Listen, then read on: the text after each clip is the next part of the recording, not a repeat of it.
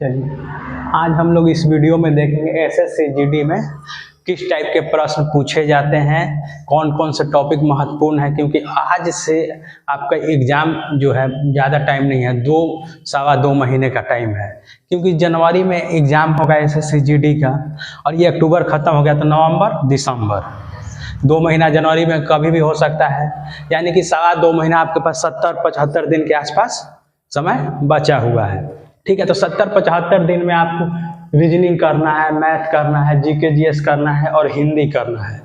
आप आरएस अग्रवाल पूरा नहीं बना सकते हैं 70-75 दिन में। पूरा रीजनिंग के लिए आरएस अग्रवाल पूरा नहीं बना सकते हैं, जीके जीएस पूरा नहीं पढ़ सकते हैं और ना ही पूरा हिंदी। 70-75 दिन में आप उन्हीं टॉपिक को फोकस कीजिए जो एग्जाम में पिछले कई बार एसएससी जीडी में पूछे गए हैं, समझे? उन्हीं को फोकस कीजिए, कुछ नहीं बदला है। पहले 100 क्वेश्चन आते थे, अभी कितने आ रहे हैं? 80 क्वेश्चन आ रहे हैं। लेकिन वही है, रीजनिंग, मैथ, जीके जीएस और हिंदी ही है। बस यही 4 सब्जेक्ट था, पहले भी आज भी है। सिर्फ संख्या घटाया है, प्रश्नों का संख्या घटाया है, प्रश्न सिर्फ घटे हैं और कुछ नहीं। बाकी सब सब्जेक्ट वही है।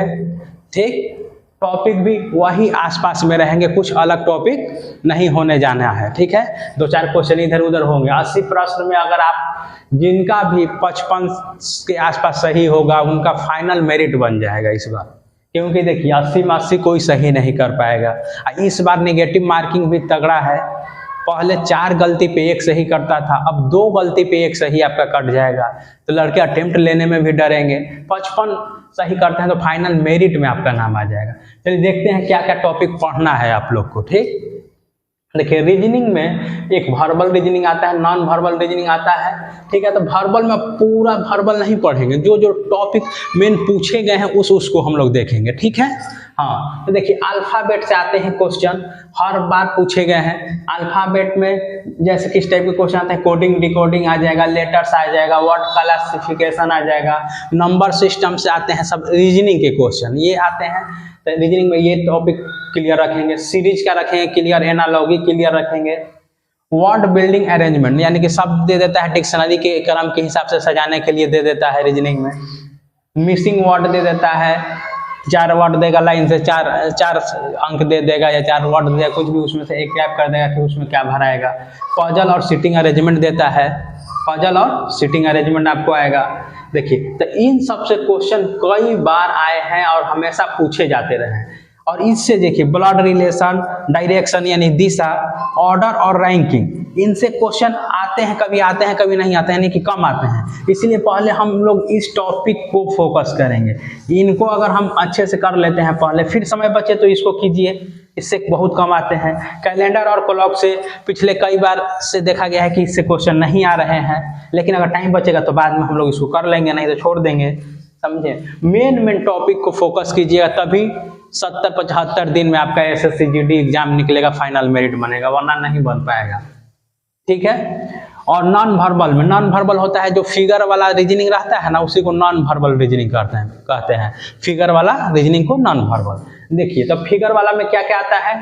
तो देखिए क्यूब एंड डाइस यानी वही छक्का वाला क्वेश्चन, एक वेन डायग्राम वाला, और एक वाटर इमेज या मिरर, दर्पण में कैसा आपका शक्ल बनेगा, या पानी में देखेंगे कैसा शक्ल बनेगा, ये इमेज। तो इस 3 तरह के पढ़ लेंगे, बस क्लियर। उसके अलावा आपको नॉन वर्बल में, फिगर वाला में ज़्यादा ध्यान देने की जरूरत नहीं है, ज़्यादातर इसी से क्वेश्चन आते रहे।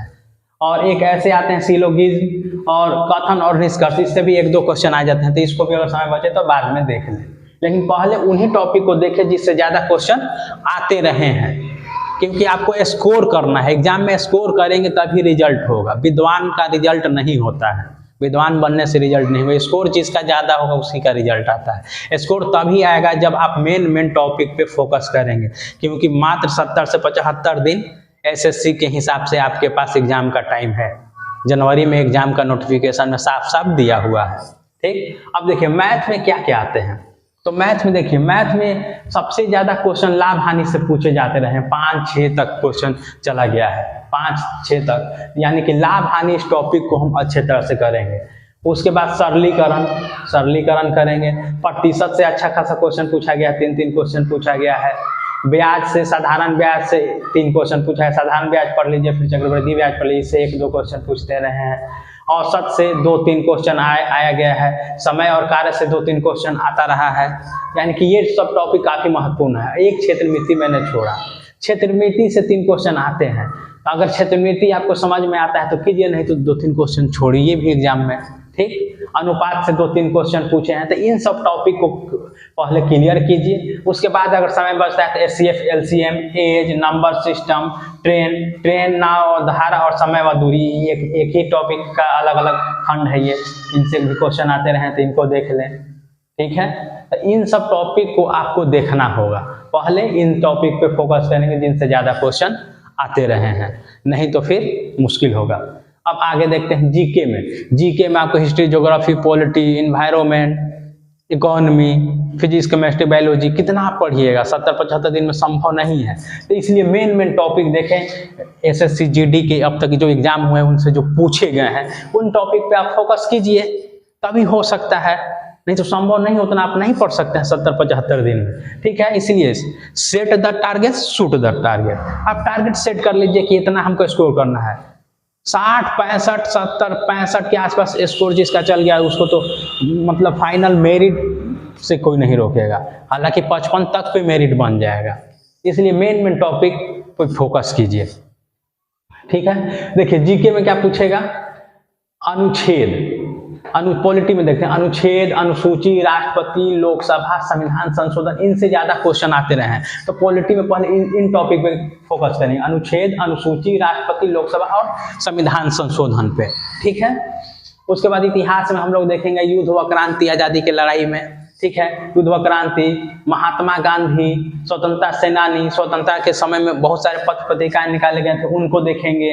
कांग्रेस का स्थापना देखेंगे या और भी संगठन का स्थापना देखेंगे जो आजादी की लड़ाई में भाग लिए थे, ठीक है। उनका सम्मेलन कहाँ हुआ था, कांग्रेस का सम्मेलन, ठीक है, ये सब देखेंगे। प्रथम अंतिम शासक कौन कौन थे, प्रथम शासक किसी राजवंश का कौन था, उसका अंतिम कौन था, या कोई प्रसिद्ध शासक था किसी राजवंश, वो पूरा डीप में जाने का जरूरत नहीं है इतिहास में। राजाओं के मकबरों को हम लोग देखेंगे, कौन राजा के कहाँ मकबरा रहा है, ठीक है। मेन चीज पे फोकस करें, पूरा डीप में जाने का जरूरत नहीं है जीके में। मुगल काल पढ़ लेंगे, मुगल काल को थोड़ा अच्छे से पढ़ लेंगे क्योंकि इससे क्वेश्चन आते रहे अच्छे से, ठीक है। और सिंधु सभ्यता, सिंधु घाटी सभ्यता पढ़ लेंगे इतिहास में, सिख, बौद्ध, जैन धर्म पढ़ लेंगे, ठीक, ये सब हम लोग पढ़ेंगे। और देखिए ज्योग्राफी में देख लेंगे नदी, झील, लोक नृत्य, जनजाति, ठीक है। बायोलॉजी में हम लोग देख लेंगे कि मान लीजिए किसी चीज के अध्ययन को क्या कहते हैं, ये वाला पार्ट देख लेंगे। रोग से होने किस जीवाणु के कारण कौन सा रोग होता है, वायरस से होता है या बैक्टीरिया से होता है या कवक से होता है, ये रोग देख लेंगे, ठीक है। फिजिक्स में हम लोग लाइट देख लेंगे, प्रकाश चैप्टर इससे पूछा जाता रहा है, ठीक है। तो ये सब मेन टॉपिक हम लोग देखेंगे। करंट में देख लेंगे, करंट में जैसे अभी ओलंपिक हुआ है, पैरालंपिक हुआ है, तो इसका देख लेंगे। कोई पुरस्कार अपना किसी भारतीय खिलाड़ी को मिला हो तो वो पुरस्कार सम्मान या किसी भी भारतीय व्यक्ति को मिला है, अभी नोबेल प्राइज का घोषणा कर दिया गया नोबेल पुरस्कार का, तो उसको देख लेंगे। खेल खिलाड़ी देख लेंगे, किस खिलाड़ी से मान लीजिए कोई खिलाड़ी फेमस है बहुत ज़्यादा, तो वो किस खिलाड़ी से संबंधित है, किस खेल से संबंधित है वो खिलाड़ी, वो देख लेंगे हम लोग, ठीक है। युद्ध अभ्यास देख लेंगे कि अभी भारत कौन से देश के साथ क्या क्या युद्ध अभ्यास किया है, तो करेंट में हम लोग ये टॉपिक देख लेंगे।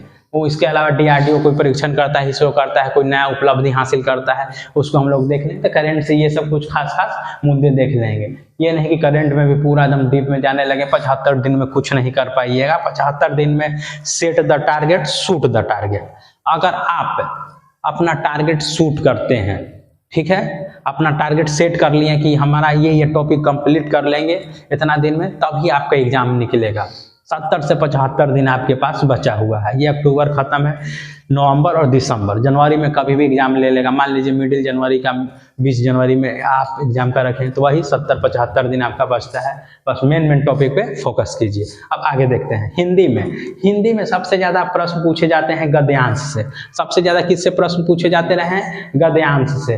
रेखांकित खंड से पूछे जाते रहे हैं, वाक्यांश से पूछे जाते रहे हैं, रिक्त स्थान से पूछे जा रहे हैं, उसके बाद त्रुटि अशुद्धियां से पूछे जाते रहे हैं, उसके बाद मुहावरा पूछा जाता रहा है 1-2 अंकों का, और पर्यायवाची शब्द और पर्यायवाची मतलब समानार्थी शब्द और विलोम मतलब उल्टा शब्द, ये भी पूछे जाते हैं। तो इन शब्दों पे, इन सब टॉपिक पे पहले फोकस करेंगे, उसके बाद दूसरा टॉपिक देखेंगे। हिंदी में ऐसा नहीं है कि इसके अलावा और भी टॉपिक नहीं है, हिंदी व्याकरण में और भी टॉपिक हैं, लेकिन जिनसे ज़्यादा क्वेश्चन पूछे जाते रहे हैं, SSC GD का जो ज़्यादा डिमांड है वो पढ़ेंगे ना। विद्वान बनने से नहीं ना होगा।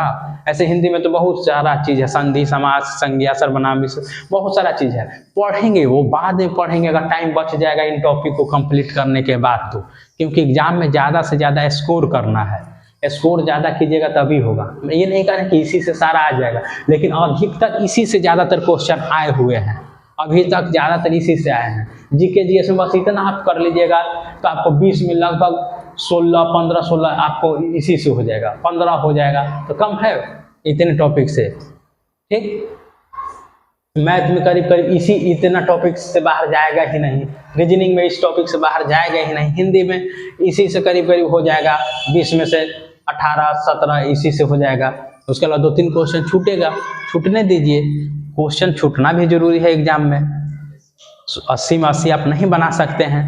ठीक है, तो इन टॉपिक पे आप फोकस करें, SSC GD निकालना बिल्कुल आसान है, बशर्ते कि आप मेन टॉपिक को फोकस करें। धन्यवाद।